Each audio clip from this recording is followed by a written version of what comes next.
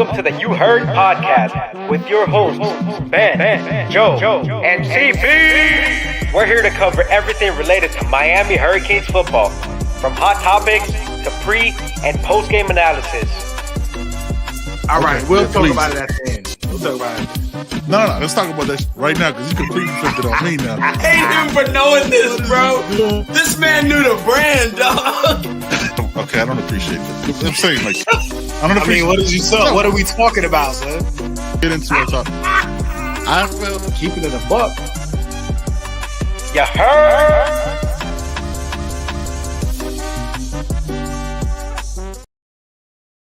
You see it. You know what it is, man. Wednesday night, you see me solo. Though I'm not really solo. I got somebody special backstage chilling, you know, but I need to bring him in, you know, because he deserves an introduction. We got 16 in the building right now, man. I appreciate you guys, man, on a Wednesday night. It's sweltering heat across the country. Pilo, what's going on, man? Nah, Pilo, we enjoyed the battle, man. We enjoyed everything about it, man. I actually gained a whole new respect for Drake's pen game, actually. You know, I thought Drake was correct before, but he showed me he has a nicer pen game. So yeah, but you know, we just having fun. Jay Singh, what's up, man? Kane Forever, what's going on, man? Listen. There's a lot going on. But we got to talk recruitment first because I got my guy, man. He's busy. You know, that dude, you know, I got to catch him. Whenever we catch him and we can get him on, we got to get him on, man. Azubi, what's going on, fella? How are you doing, Joe? You can hear me all good? Yeah, man. You good, man. Okay, nice. Are you working right now? Like, did we catch you in the middle of work? No, I'm actually driving up. I'm going up north to IMG, the Future 50s on Friday. Yeah. So yeah, it doesn't stop. All the top 2026 guys in the country are going to be there. So going to be dishing out a whole bunch of intel on those guys, seeing where they're at. Because you know, recruiting never stops, man. We had those 4 OV weekends with the 2025s, and we're jumping head first in the 2026s. This event gives you a good look at, you know, the guys, you know, we're all going to be so focused on and talk about next year. I remember last year I met SJLFI2. I met Dallas Wilson here. I met every big-time prospect you can think of in the 2025 class, the Jamie Frenches of the world, the Decorian Moores of the world. They're all there, so gonna get a good glimpse of the 2026 class. But yeah, that's where I'm headed up to right now. Absolutely, man. That's dope. That's very dope. We love the work you do, man. We love watching you in the morning when you and Steven go at it. You know what I mean? And it's hilarious. You be looking real like, dang, it's like 5 in the morning right now. Yeah, I know. Sometimes it's hard. There's some days I be reading the comments. She's like, damn, there's no energy this morning. I'm like, y'all try to get up this early, talk about all this stuff, man. It's hard, but I love the job. I can't complain about it at all. Absolutely, man. Speaking of 2026s, man, we'll stay on that. The quarterbacks, you know, we're hearing about Darion, is that how you say his name? Coleman. Yeah, Darion Coleman. And you know, Michael Clayton, the Tate kid. I think they watched them guys throw this weekend or this past weekend or something like that. What do you think? Have you seen those guys live and seen them throw? Yeah, so all 3 of those guys, Tate Reynolds from Arizona, Michael Clayton up in that Orlando area. He used to go to Edgewater. I think he's at Bokie now, if I'm not mistaken. And then Darion Coleman from Jones High School. Those 3 guys are at Miami this past weekend for the prospect camp. They all got to throw in front of Shannon Dawson. All got to throw in front of Mario Cristobal. He was right there watching all those 3 guys get at. Tate came in a little bit late, so he had kind of a private throwing session with Shannon Dawson, but we had the chance to kind of watch that a little bit, see how he works. It's funny. He's like a 6'2", 6'3" jack quarterback, 190. He looks like a movie character. We were kind of that boy is big, man. He's a big boy. He has a real live arm. One of the best baseball prospects in the 2026 class too. It's interesting. He's committed to Arizona State right now to play baseball, but nobody really think that's going to end up happening. Some things that are, you know, shake up. But yeah, those 3 guys are the real quarterbacks that Miami's really focused on. And like you mentioned, a lot of buzz with Coleman. And just after watching all those three guys, I think Tate Reynolds and Michael Clayton have the ideal kind of quarterback build you're looking for, body type, all that stuff. But when you look at Coleman, man, that arm is just crazy. It's just quick, snapping, effortless. He's throwing them every throw he has is a spiral. I don't know if I'm like missing, his duds or his ducks, but every throw I've seen this kid hit on is just a crisp spiral, quick release. It's a beautiful pass. Clayton too. Clayton has a great live arm, and so does Tate. I didn't get to see Tate as much, but all three of those guys are very talented. But I've seen Coleman the most. He was at Miami for 2 straight weekends. He was at Miami last year. He camped during the summer 2 times. Won the 7-on-7 last year with Jones, with Vernell Brown and company as a sophomore, fresh off his sophomore year. Comes back again with no Vernell Brown, so you can't say he carried them. Beats out all of South Florida again.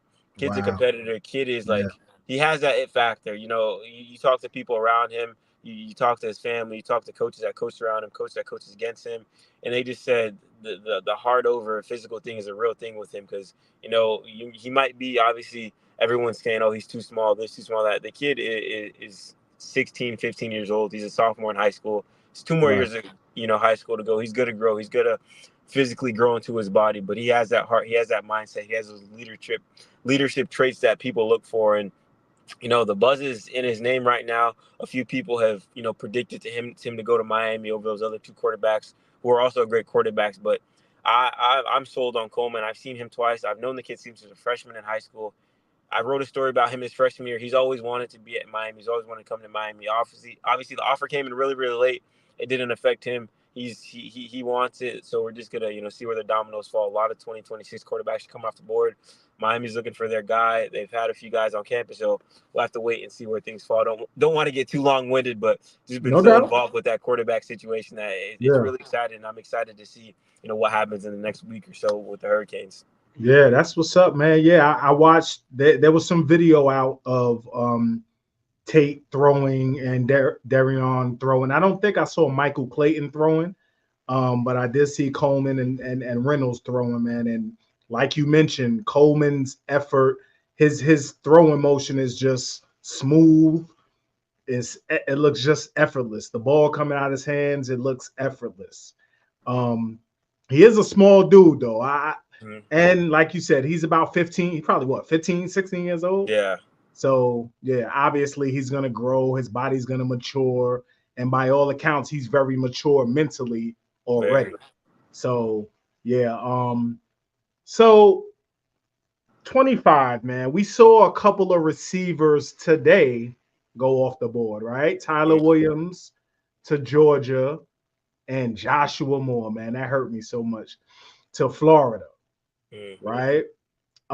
Firstly, do we have a problem recruiting receivers? And do you think they stick? First off, no, there's no problem recruiting receivers. Second, it's kind of hard to see. Are you asking if Tyler Williams and Josh Moore stick, or just in general with all the receivers? Tyler Williams and Josh Moore. So obviously Georgia, I think that's going to be a little bit harder to flip him, obviously, because Georgia's track record. Georgia 2 national championships the last 3 years. Right. You know how that is. Kirby Smart, it's not really recruiting. It's kind of picking who he wants to bring to the program. Sure. Josh Moore, on the other hand, that one is a bit of a toss-up. Obviously, we know the gauntlet of a schedule that Florida has. And a lot of these kids come off the board early, but in-season results matter a lot to almost every kid I've spoken to. Obviously, you have those official visits. You feel the love. You feel great. You have those post-visit highs, and you want to commit to that program now. But when the season starts and your team is losing, back-to-back games, or losing a Georgia Tech on something crazy, or losing a Louisville, or it affects people. We see guys kind of back off their commitment. Even with Miami, we see guys kind of rethinking things or things like that. But I really, obviously you love getting kids on the board early, but in-season play is going to factor into a lot of these kids' final decision. As we all know, these are verbal commitments. No pen is in paper. Nothing is official till then. Miami's not going to stop recruiting these guys until the very end. And, I personally, it might sound weird, but I don't like when kids recruit very, very early in the process, because that gives every other team all the ammunition to recruit against you. It's not, Right. hey, recruiting against 4 or 5 other teams. We're recruiting against Florida. We're recruiting against Georgia. This is our only kind of competition right now. But to answer that question, the flip thing is going to be hard to see. Like I said, come September, October, those first two months of the season, that's when I feel like, all right, we'll really know what's going on with these guys, what they're really feeling, because that's when you start seeing those sneaky visits, those, hey, I'm here, but don't say too much, or I'm taking this visit, but we're not going to say anything. And in season play is going to be the biggest thing. I feel like if Miami wins how people think they should win and how that program is built to win this upcoming season, I think it's going to be pick your poison. You go after who you want. You go after them hard and take your best shot. But kind of going back to is Miami having? I don't think they're having trouble at all with recruiting wide receivers. I feel like they've identified those guys that they want to go after, and they're sticking to their guns. I know one more guy that just popped off on the board. He's out of Utah. I can't remember his name exactly. Yeah, I saw it earlier. He a big dude, man. Yeah, 6'3", 215. He Yeah. is a big guy out West Coast Utah. Used to play with Zach Wilson's little brother out there in some Corner Canyons. One of the best high school football in Utah. He plays there. Miami just offered him.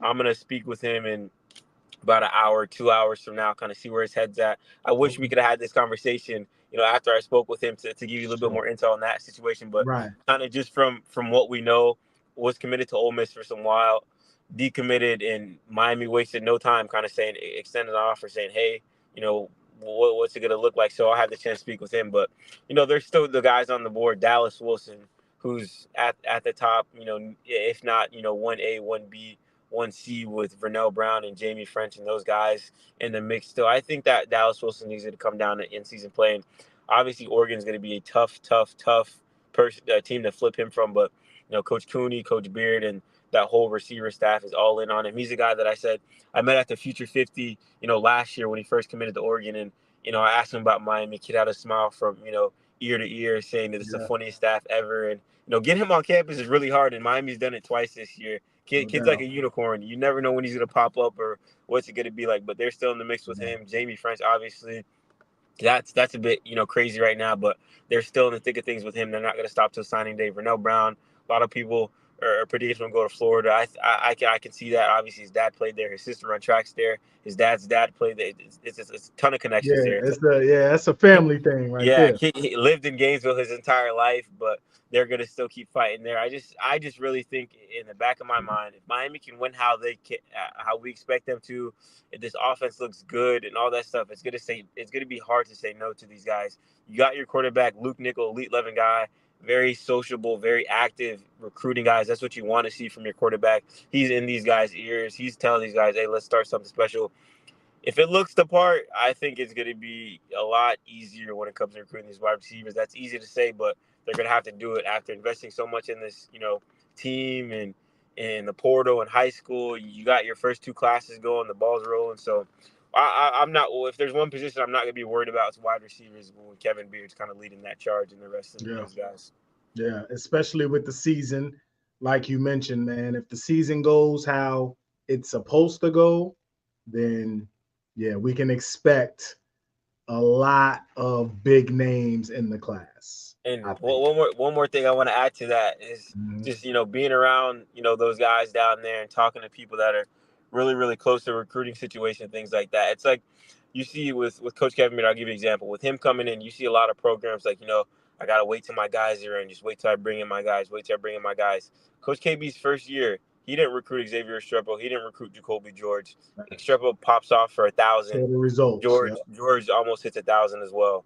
Those aren't his guys. He's working with what he has. I'm not saying they're bad players by any means, but the proof is someone in the pudding. If it happens again, that's 2 years in a row where guys that aren't guys he recruited, he was dealt with. He turned them into potential draft picks that a lot of people think Xavier can draft it. And if Jacoby George fixes everything, on the field, off the field, that's a guy that 100%, deserves to be drafted as well with his production and his play style, things like that. So Coach KB's talking the talk, he's walking the walk. So another big year from him. I think these wide receivers are going to start leaning a little bit, more towards Miami.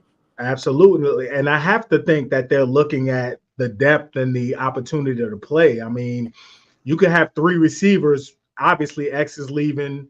Jacoby George is leaving. Isaiah Horton could leave too with a big year.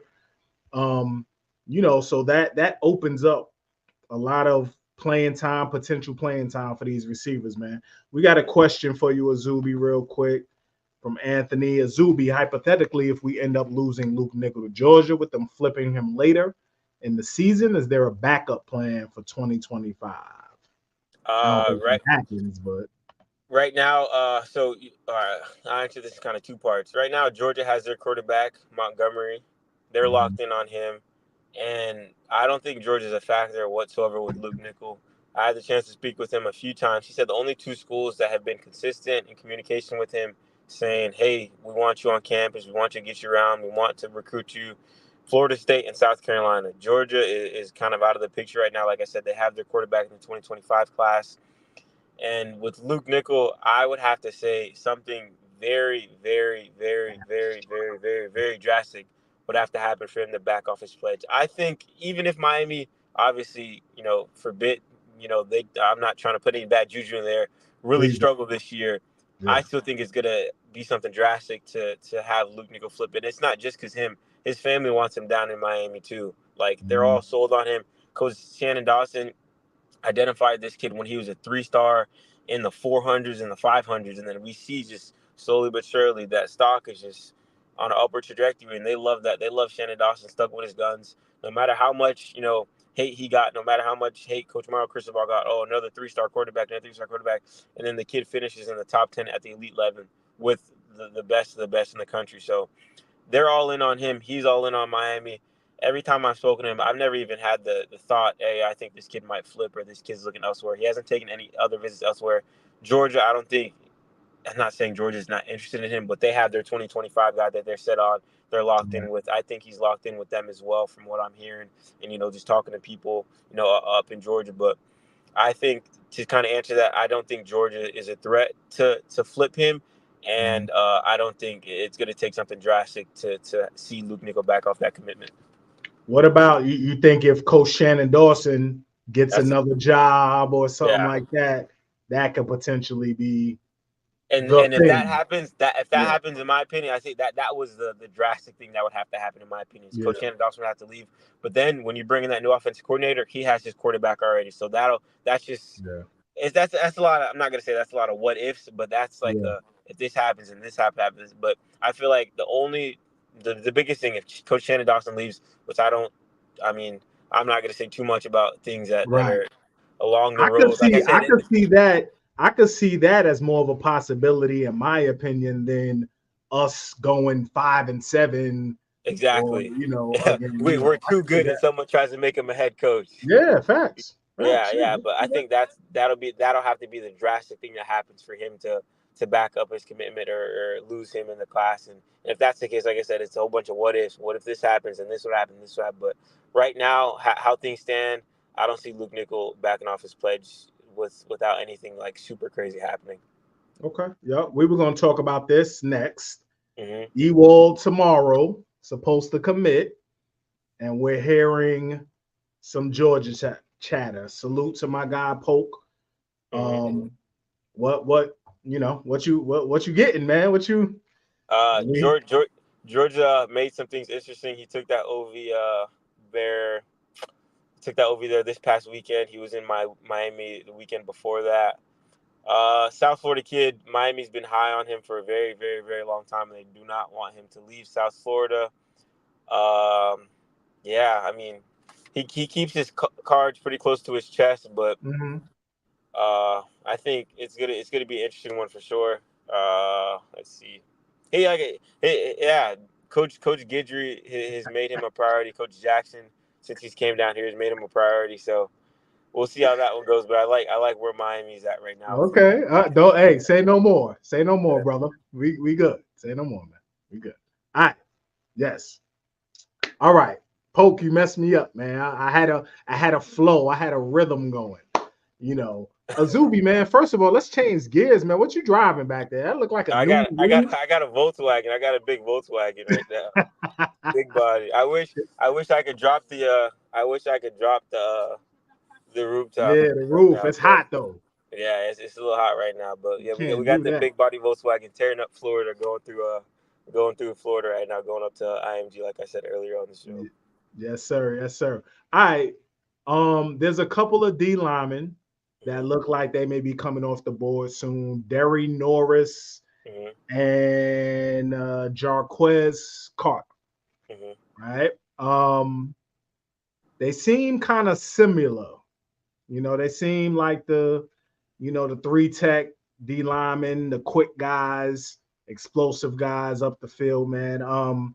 What do you think about those two guys? And do you think these guys are the next commits? Yeah, so I'm talking to guys around the staff and things like that. They love both of these guys. They're not the Mhm. biggest, they're not the strongest, they're not, the Yeah. highest rated guys. But I'll start with Derry Norris. He's a guy that when Miami first got him on campus, they measured him. He was around 6'2", 6'2" and a half. Kid shot up to 6'4", so he's grown, quite a bit in a little Wow. while. And they think his frame and his motor are both really good. And obviously, Miami's not in a situation right now where they're dying to get defensive ends. I'm not saying they're not shooting for the best of the best in this class, but we've seen these last two cycles the amount of defensive ends and edges that they've got. The room is looking pretty stacked, but these are like talking with Derry Norris, who's primarily an outside guy. They love his trajectory. Obviously, a lot of these are kind of, I'm not gonna call them developmental players, but players that right now people may be overlooking. But you get this kid in a weight room, you get this kid around a Jason Taylor, Joe Salavea, and just those defensive minds. That's a guy that you look back 2 or 3 years from now, it's like, how did we miss up and slip up on this guy? They love him as an athlete. And they love his headspace too. They love his character, all that good stuff. He's a high GPA guy. He's a guy that you want in the locker room. He's not going to be, a cancer that's, I want playing time. He understands the process. He knows what's going to go on. That's what they love about him too. And then Jarquez Carter, man, like another guy that he's not the biggest. I think he's listed at 6'2". I would say he's about 6'1" and a half, maybe Mm. 290, 295. But turn Mm. on that kid's tape, man. His motor is insane. Like he This sees tape is ball, crazy. he goes Yeah. after ball. And he was at a camp earlier today, actually. Won the bench press. I think Yeah. hit 27 or 28 27, reps. 27 reps. Yeah. It's just like, dang, like you see the other guys. There's big 6'5", 6'6", linemen that are around him, and then you got the kid that's barely pushing 6'2", 285, killing that. That's one thing that I bet when the Canes coaching staff saw, they smiled ear to ear, like, all right, this might be the guy. And there's Ohio State, Penn State, some big time Big Ten schools are really after him. But after that visit to Miami, I had the chance to speak with him, and he was just talking about how life away from football. Justin Scott was hosting him, and Justin Scott was telling him how it's more than football down there. It's about the community. There was a big church event that happened on campus when he was there. He said he loved seeing all those guys rally around the community and just be there and just having the opportunity. He knows. He said they're saying, hey, we're losing some defensive linemen. We're not guaranteeing you a spot, but they're kind of telling him, hey, if you work, the opportunity is there, and that's something he loves. And I asked him, like, jokingly, you just came from Ohio State, because he had a midweek visit to Ohio State, and then he went down to Miami. It was like, hey, what's the biggest difference? Like, man, that cold weather. I'm from Florida. I'm not used to that cold stuff. I don't really like it. And just joking with things like that. But those are two guys I think Miami's in a really good spot for, with Derry Norris and Jarquez Carter. Like I mentioned, not the highest rated guys. I think they're both kind of high to mid 3 stars right now. But those motors and just their mindset are things you can't teach. And me personally, I'd rather have a kid that's all together up there than the biggest, strongest, and fastest kid, because that mindset and that heart can take you a long way. And sometimes that's what you really need in a prospect. And those two guys definitely have that. And Miami loves that about those two. Absolutely. Absolutely. We got a question, man. Poke again. Hilton Drake Stubbs. Flip watch. Yeah, I would say, man. He's making it interesting for sure. He's down to kind of USC, Florida, and Miami. And I had a chance before his OV. I had a chance to talk with his dad, Harold. Shout out to Harold, Mr. Stubbs, solid guy. Yep. He really told me, he was like, hey, these official visits are very important, but Mhm. all three of those teams are kind of in the same boat on the field. Coaching staffs has been there for a similar amount of time. I think Lincoln's been there for 2 going on 3 years. Yeah. Napier's been there 2 going on 3 years. Cristobal's been there 2 going on 3 years. Yeah. Almost identical records between all three of those programs. They're all in the same boat. They said, hey, that first game UF from Miami, they're going to be there. They're going to be watching that. That's the two in-state schools that are really coming Yeah. after him. the two schools that pose the biggest threat to USC, and then got USC. It's a bit away from a kid, from Florida, from Jacksonville, but he's committed there right now. I know they've lost 2 5-stars in the last week, so not too sure how what's going on over there. I'm not focused on that, but his dad was saying, hey, we want to see what happened in the season. These OVs are important, but that play on the field, what the trajectory of these programs is going to play a big kind of role in that final decision. And I asked Drake the same thing. He said Miami's making it interesting, man, and whatever happens on that field during the fall is gonna be something to keep a close eye out on. Obviously, he said he's committed to USC, and Miami's respected that, but they're telling them you don't have to leave Florida to succeed. You can come down to Miami and be that guy down there for us. And that kid's grown on me a lot. I've always liked his game. I remember the first time I watched him play live, he had 2 interceptions, a fumble return for a touchdown, a forced fumble, was just killing stuff, versus Jabari Brady, Samari Reed, Monarch, 2 very, very good wide receivers. I'm like, who is this kid? And then watching him on the 7-on-7 circuit, a great kid off the field, and then when he gets on the field, he turns that switch. He's 6'2", maybe pushing 6'3". 6'3", big guy, man, can fly. I love him as a safety, man. I think he's going to be a special player wherever he goes, and Miami's letting him know that too, and making things really interesting for him. So yeah, I would definitely have to say I'm watching him on Flip Watch. I don't think a decision may come now, but from what his dad was telling me, and from what he was telling me, the real decision, the final decision is gonna come when they see all 3 of those schools and how they do this upcoming year. So absolutely, like I said, man, Miami wins how they're supposed to win, and make things happen. These dominoes are gonna start falling, and recruiting is gonna become a lot easier for those guys. Yeah, with that being said, man, that's a good point. How important do you think the first game is recruiting? Huge. There's a guy that used to be in Fort Myers. His name is Bill. If you see him, he's on the key. He's like, huge. Southwest Florida, huge. Yeah. That first game is huge. Miami, huge. Like the amount of recruiting battles that are going to be taking place there, unintentionally, because Florida and Miami, obviously two out of the 3 biggest programs in the state of Florida, they recruit a lot of the same guys. I can think off the top of my head, DJ Pickett, that's one game he's going to be watching. His dad told me. Vernell Brown, that's one game. Obviously, he's a Florida, Miami, battle right now with Ohio State and Florida State in the mix. That's a game. Drake Stubbs, that's another guy that they're, battling for. Josh Moore just committed to Florida. Just took an OV to Miami 2 weeks ago. That's another guy. Ben Hanks, a Florida legacy. Miami had him on campus, last weekend. He's the guy Florida's in the mix with, Miami's in the mix with. Bryce Fitzgerald, safety out of, Columbus. Florida's, presumed the leader right now, but Miami made up some ground this past weekend. That's 6 guys off the top of my head, not knowing, and those are all in-state guys. So, it's going to be a very, very, very, very big game. 2 programs who have, not been themselves as of these last 2 years, kind of rebuilding process, new coaches. If one team comes out and smacks the other one in the mouth, or even just wins that game in general, you can just take all the momentum recruiting from one side and push it to the other, or vice versa, because that is, in my opinion, we wrote an article about this. I think that's the biggest game of the season for Miami. First game, big game of the season, because after that, you get a little bit of the breather. But, I mean, with no disrespect to FAMU, and I think Ball State. Ball State, Ball State. No disrespect to those guys, but that is your game. And as it gets closer, at first, after how Florida ended last season, everybody's like, oh, this is a cakewalk. But I don't know, man. I'm getting a little, not worried, but as time gets close to that game, I'm like, all right, maybe these guys aren't as bad and beaten up as a lot of people thought after they got kind of killed in the portal. I might get some hate for this, but Graham Mertz, if you look at that man's stats last year, they're not bad at all. Over 20 touchdowns, I think 3 or 4 interceptions, almost 70% completion. He's coming back for his second year in the swamp. It's like, you got to look. It's hard. Like, when's the last time Miami beat a SEC team on the road? You got to go back some time. I mean, I think it's going to be a much closer game than a lot of people expect, but kind of back to you were saying, that is the biggest game for Miami on the field and on the recruiting trail, in my opinion, this upcoming year.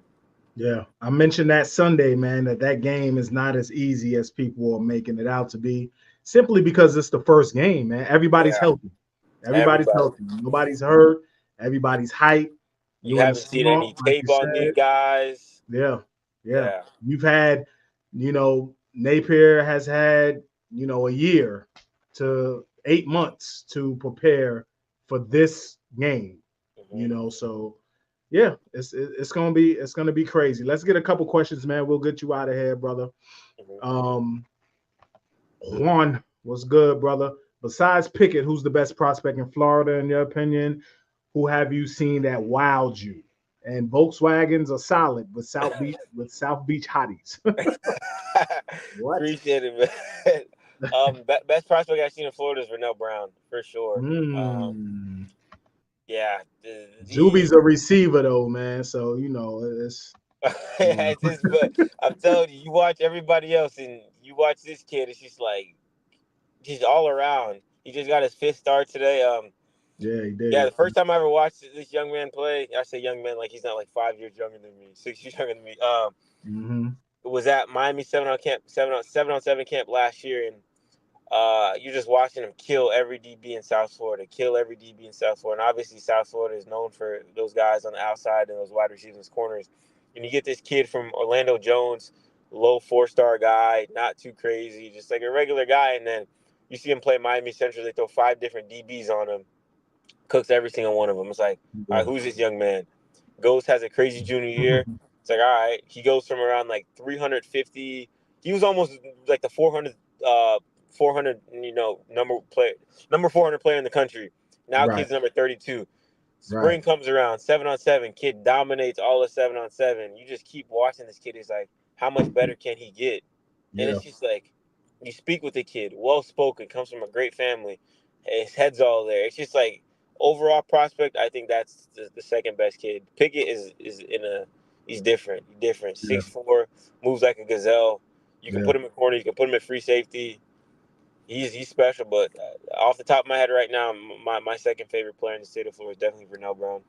Yep. Okay. Another question from Anthony, man. Do you see? Of course, this is hypothetically speaking, but if Dawson was to get another job, do you think the analysts Landon Hoffner or Max Driscoll could take over as the OC? Yeah, that's another question that's kind of little crazy. I don't think an analyst would kind of go from an analyst to a OC job, because that's a pretty big jump. I think if something were to happen, I definitely think they'd look out of house like they did with the Gaddis situation, where they kind of look across the country, which guys fit what we want to do, which guys, which guy can we bring in and kind of continue on what he built and things like that. But I think that's a pretty big jump to ask an analyst to go from not even an on-field guy to this is your offense, take the keys over. Yeah, that'd be tough. That'd be tough. All right, listen, man, we appreciate you coming on, man, as usual. You know how it is, man. You part of the fam. Please be safe driving up, man. And, hopefully we get some good news tomorrow. Hopefully we get some good news the rest of the week. And, yeah, man, let us know. Give us some matter of fact, before you go, let's get a hot take real quick. Let's get a recruiting hot take. All right. Recruiting hot take. I think Miami can end up with 2 5-stars in this year's class. For sure. 2 5-stars. Current 5-stars. Current 5-stars. Maybe even 3. Ooh-wee. Yeah, maybe 3. And I'll give you 2. And out of Jamie French, Vernell Brown, and Dallas Wilson, I think Miami lands one of those guys for sure. I'm not going to guarantee it, but I can almost, I don't know. I just feel something. I think Miami's going to land one of those 3 guys, maybe even 2 if things go amazing, but one at the bare minimum out of those 3. Okay. So yeah, those are my 2 hot takes. 2 or 3 5-stars this class, and they land French, Brown, or Wilson, one of those 3 guys. Okay. That's dope, man. Y'all got it. Y'all heard it here. All right, man, Zuby, we appreciate you, brother. Appreciate you, Joe, man. Thank you for having me. Yes, sir. All right, brother. All right, man. Y'all heard it here. Listen, we're gonna take a little break real quick. We'll be right back to continue to chop it up, man.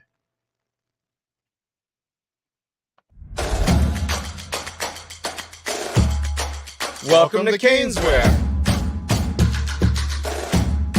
New store, new items, same great experience. Family owned and operated since 2010, Caneswear has the latest merchandise from the Miami Hurricanes, Miami Dolphins, Florida Panthers, Inter Miami CF, and more. Come visit us at our store in Davie on University Drive, just south of 595, or online at caneswear.com. Caneswear, the spot Miami fans shop. Caneswear, man. Y'all know what it is. Brett and Jeff, great guys over there. They always look out. They treat us like family. Listen, man. Caneswear, I know, congrats to the Panthers who just won the Stanley Cup. Go get all your Stanley Cup, your Panthers merch at Caneswear, man. They have it all. They have it all. All right, listen. We got a lot. We got some things to chop it up about, man. First of all, before we do that, you see this, right? You see the let me pan down a little bit, man. Y'all see the you her shirt. Y'all see the you her shirt. You know what I mean? We got the gear on there, man. We're gonna get you ready for the season. We're gonna get you ready for the first game. You gotta go in Florida, you know, you gotta go to Gainesville talking that shit. You know, we got the F the big three, it's just big we shirts. Tough. So check it out, man. Listen, you can scan the QR code. You see it. It's popping up. All right, CB trying to jump on, man. Come on, brother.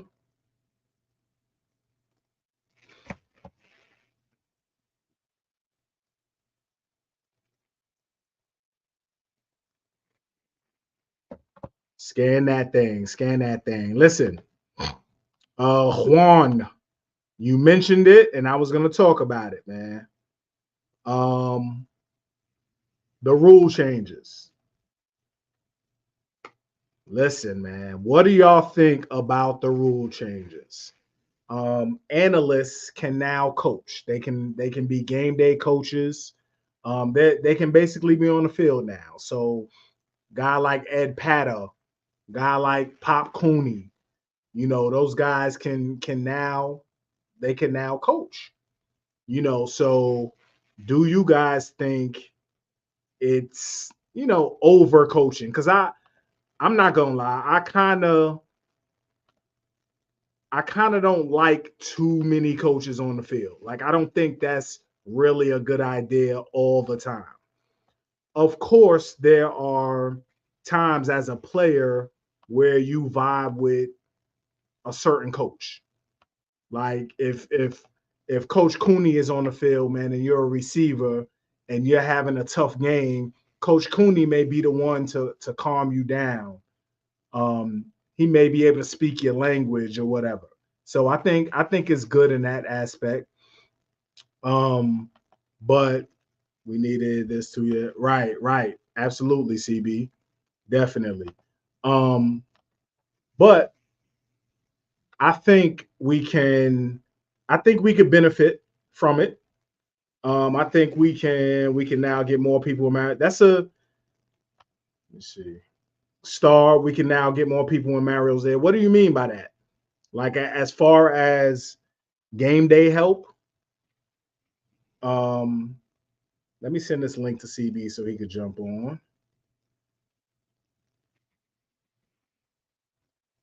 We're gonna have CB come on, man. He's in the car. He trying to talk a little bit. He misses us.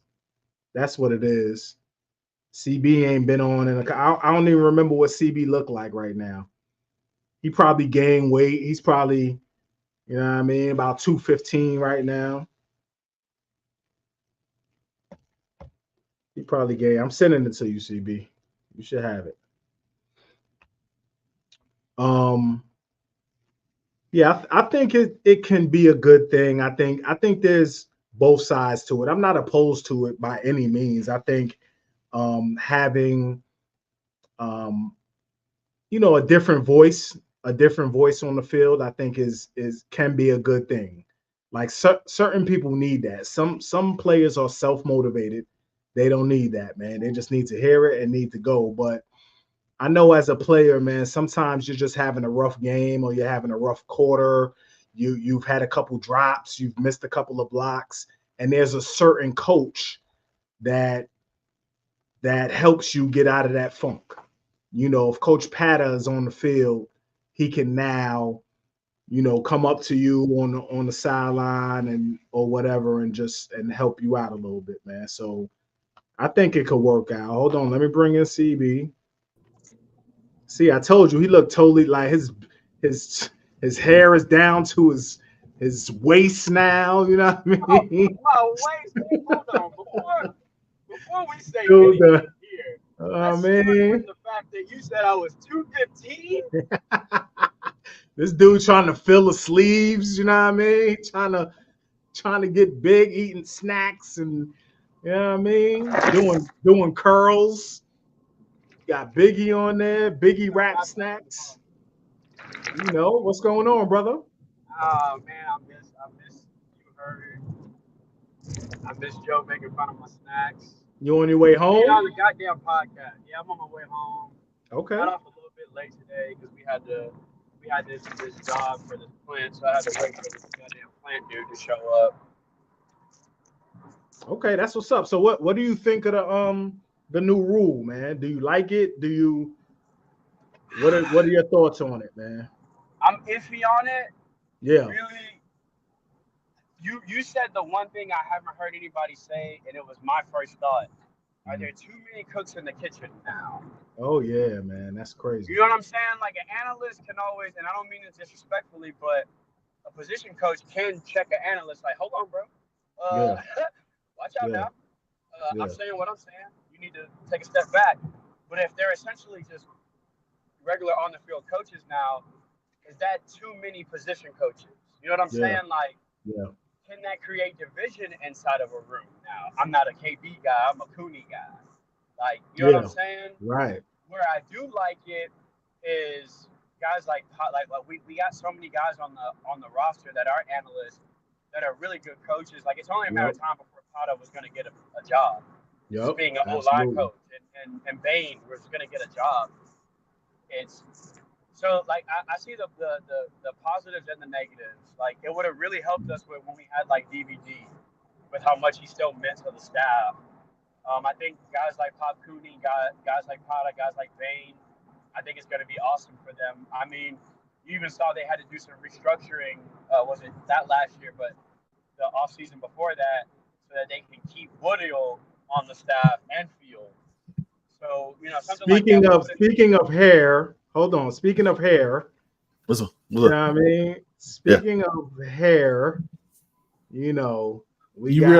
realized something today, man. There's almost like a versus on our show, right? Between the four of us, is the hairs versus the no hairs. It's not a versus at all. It's not a versus. No, y'all, two lost. You know what I'm saying? The two stay winning. So I can get hair if I want to. No, I can get hair. We're not doing the lace front, Joe. I can get hair if I want to. I'm just letting you know.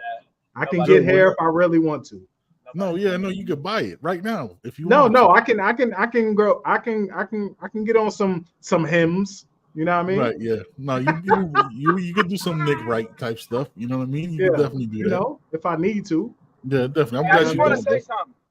What up, brother? Hey, if I'm not on the podcast, I don't care how long. Don't just replace me with other black people with dreads, y'all. That's not cool. I mean, we had to have somebody, son. Like, we had to have somebody of that dynamic and that look. Yeah. John Garcia, Brian Smith. Nah. Goddamn, Carl Shapiro, for all I give a goddamn, before you bring another dreadhead on here. Nah. Listen, we have certain quotas. We have certain dynamics and quotas we have to bring on. So we want to make sure we employ the right people. To me, and Azubi don't get enough credit, but Azubi's like the most credible media source for recruiting Yeah, there is. Doobie is in the streets.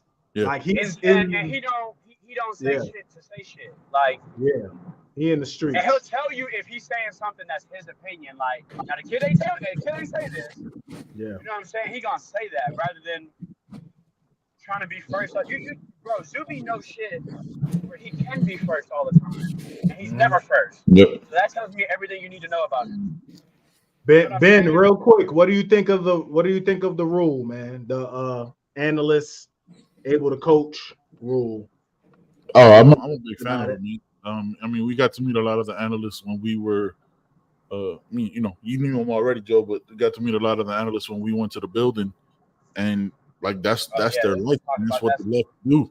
Like I think you could kind of tell they hated being in the quote unquote on the sidelines with not being able to coach these players up. And I just, you know what I'm saying? Like they all have a similar language and a verbiage. You know what I mean? Like this is gonna be so huge for like coaches like Todd Stroud, Pop Cooney. You know what I mean? Like everybody that's been in the building can now be like, yo, Coach Pata, which was already, you know what I'm saying, like rumored to be making some moves or whatever. So it's big, man. Like, and obviously, hopefully that ups the bag that they getting working at Miami because they're able to be hands-on. But yo, it's huge, brother, because the support staff that we have is fucking phenomenal, man. I'm a big fan of it. I'm so happy. Ian mentions that coach like Coach Guidry can focus on X's and O's, while the analysts can split safety and corner, extra set of eyes. Mm-hmm. Those are all the positives. I agree. I agree with that. And Juan makes a good point as well with Mario and Guidry being alphas. And, I think people know not to step on their toes. And I think it's probably, I think it's been discussed. Like, yo, I got this. Yep. Y'all got this. Y'all handle that. I wouldn't worry about coordinators. It's the position coaches that I'm. It's the position, right? That shit make you know what I'm saying? But that shit make but PB, I think it's good to hear another voice sometimes. Like I mentioned, a guy like Jacoby George, man, if he's having a rough game or something, yep.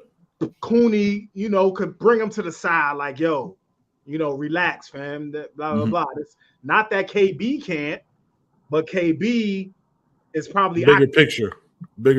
Yeah, he has to control all the receivers. Yeah. Or Cooney could have been his lead recruiter. We know that. Yeah. Facts. That Pop is literally, as much as KB's the GOAT when it comes to recruiting, bro, a lot of these receivers are Pop Cooney kids. You know what I'm saying?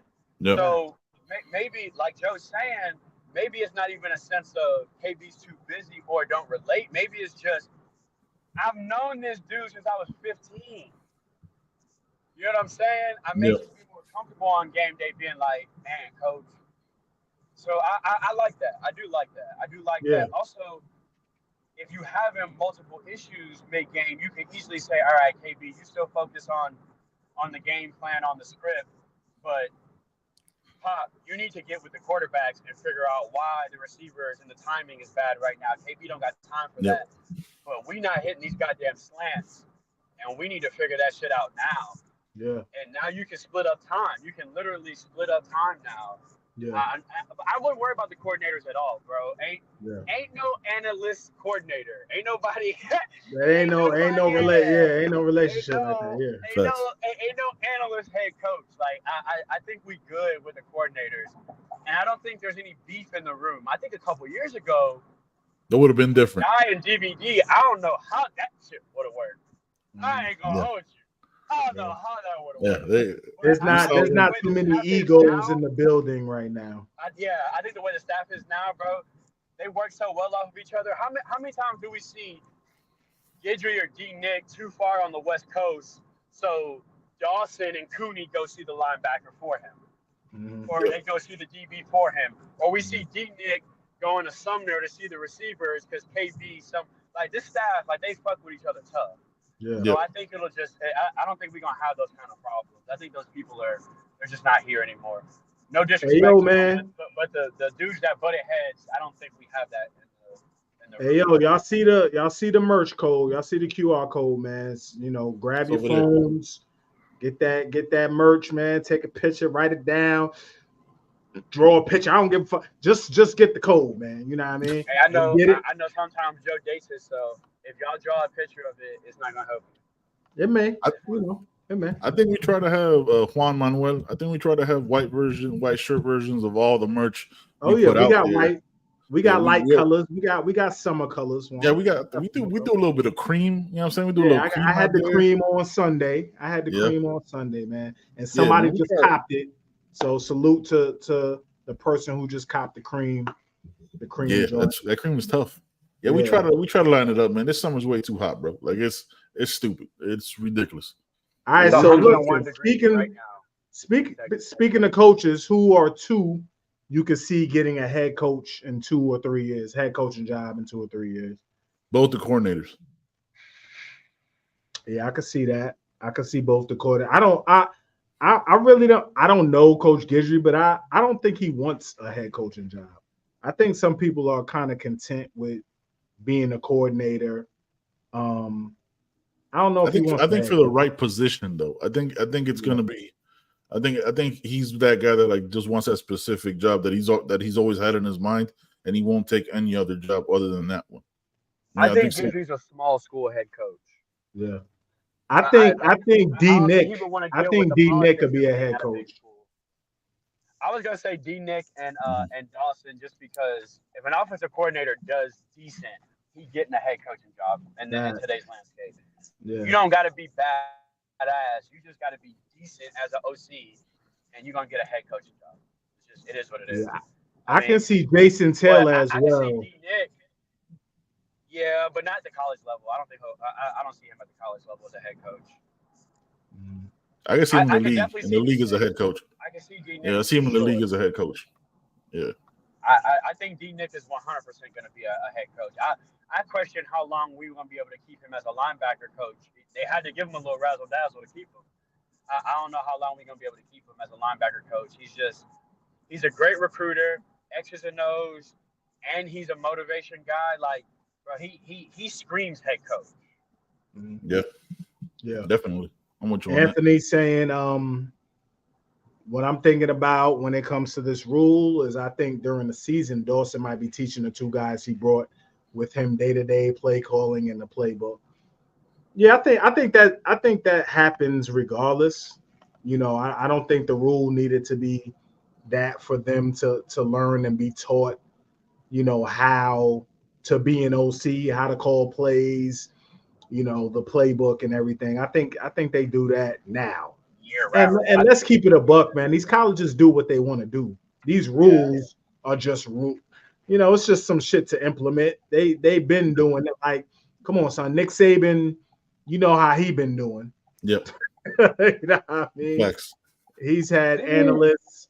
When Kiffin first got there, Kiffin was an analyst, right? Who? When Lane first got to Alabama, he was an analyst for a year, right? Yeah, Saban. He was like on probation. Saban was the rehab, was the head coaching rehab.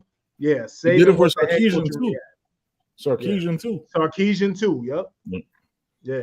Yeah, he was a analyst and then their OC. So he was their I love a rehab. You get a national championship in the top program hire. Hell of a rehab. Absolutely. Big Kane said is the standard. We need an analyst to help Mario with the end game management. I'm just assuming he's taking PowerPoint classes all summer.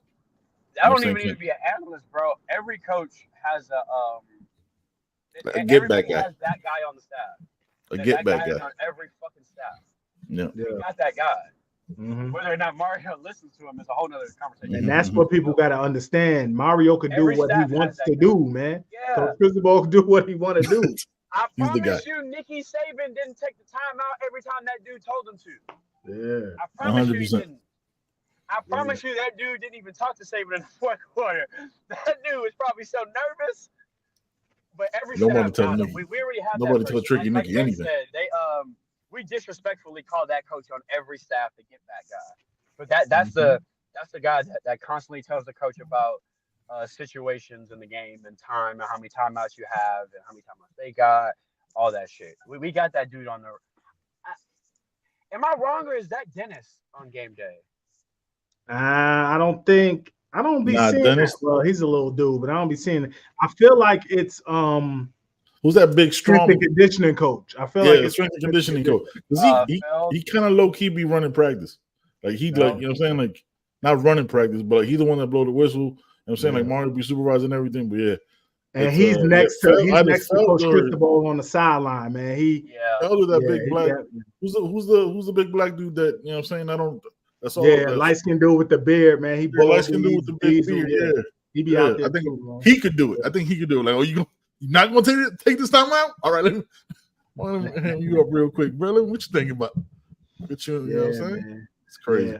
So listen, we got a couple minutes, man. We're gonna be off in a minute. We got a couple commits coming up soon, man. Ewald supposed to commit tomorrow. That's between us and Georgia. You know, people talking about Georgia, but you know, Azubi likes Miami, you know. So and then I think we just got a couple crystal balls, man. I think bombs, Max Buchanan, you know, O lineman. Yeah. I think he's a guard. Yeah. Hashtag recruit Bokey. He's from Seminole. And SJ, our future center. Center of the future. I got a problem. From Bishop Gorman out there. He's a beast. You know, and those are two beasts really on the O-line, man. Hey, Max different, bro. Yeah. Max different, bro.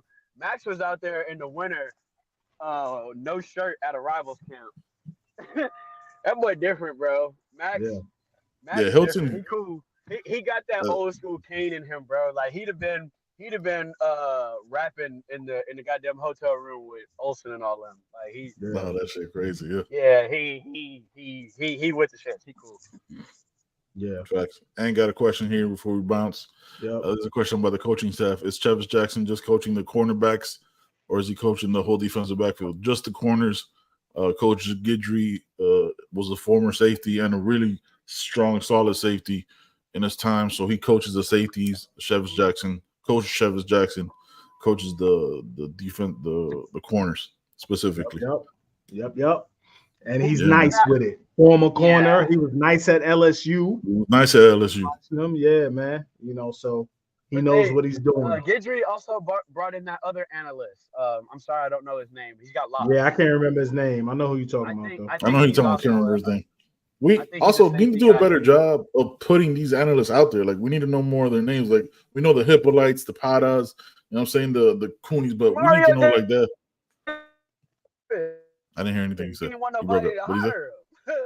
He do that shit on purpose. Yeah, he keep him on low. That's true. Yeah, keep it low key. Yeah. You know what? I take it back. Don't say nothing. You know what I'm saying? Somebody gonna come. Don't go into our support staff because that shit crazy, killing it right now. Yeah. Chi-Town K says Stubbs on Flip Watch August 31st. I thought I was first, and it's been in there.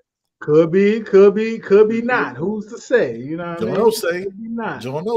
Who's to say? I wonder if that's the because you know if you start propping up an analyst too much, other coaching staff's gonna be like, hold on, is he that nice? Let me get him on staff. So it could CB, real quick. We out of here after this, man. Do you still feel the same about August 31st? You still got us by 4-3. What you say? 4-3 touchdowns. Canes by 20. 7 touchdowns. Something. What you say? Canes by 20. Okay. Canes by 20. TikTok dances, chicken wings, and selfies in the fourth quarter. I already told y'all. Okay. I told y'all. I done talked to everybody I know on the squad. I told Judge I'm gonna be FaceTiming him in the fourth quarter. So he can bring the phone over there to Cam. So we Judd won't need the fourth quarter to actually FaceTime. He'll be good to FaceTime whenever you want to FaceTime. I'm just saying. He'll be available. Yeah, he'll be. What we're saying. Like, you know what I mean? Like, his itinerary will just say game. You're going to text me in the first quarter board, and you want to start making TikToks now, or you sure?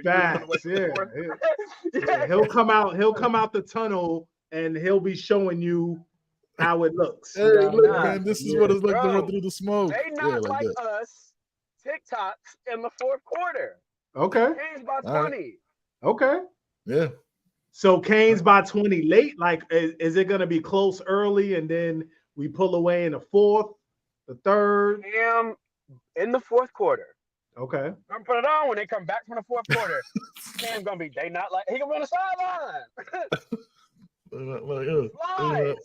Slides. I'm not slides, fam. Beating the shit out these boys. Slides, toes out or socks on? Slides with the socks, right? Black socks. Now you know a quarterback. He probably gonna have the toes out because they quarterback on. Judd gonna have the thong sandals if we keeping it a buck. If we keeping it all the way a buck, he's not having slides. He's having thong sandals. Running backs and dudes in the trenches, they gonna have black slides with black socks on. Yep. Nah, you know they gonna have the they gonna have the things that take off the tape. You gotta rip off the tape. You gotta rip your shit off. Hey man, now we just getting silly. Hey man, appreciate y'all so much, Joe. Thank you so much for holding it down, man. You gotta go in sideways. Facts. You ever put your shit so tight, you gotta go in sideways and then turn it. Yeah. CB, there's gonna be a whole bunch of tape on the sidelines. I'm telling y'all, I really do feel like, all trolling aside, I feel like it's a statement game. That's why I feel like that. I feel like it's a statement game. I feel like for as much good as we did improving the roster, they still hear the noise. Like Cam still see every one of them rankings that 24/7 them be putting out that he don't be on. They see all that, and I think I think with the young guys from last year and the hungry guys in the portal, I just think they're gonna want to start the season off strong. Okay. And I really do feel that way. I feel like because I feel like the narrative, if we don't wash Florida. Yeah, it's a month of noise. All right, we're gonna listen, CB. We're gonna talk about it more. We're gonna break it down, and we really gonna get into it because, as we discussed, I feel the opposite. You know what I mean? I think this is gonna be the toughest game of the season. So we'll talk about it, and we'll break it down. You on Sunday? Yeah, I'll be there Sunday. I thought we played TBD. Fuck it, let's break it down Sunday. TBD joke, but I realized that we don't play TBD. Let's break it down Sunday. And the way shit going in Wisconsin, nobody may play TBD this year. Nobody. Yeah. All right, man. We up out of here, man. Appreciate y'all. We out. Well, that's it. I really hope you enjoyed it. We had a ball making it. Thank you very much.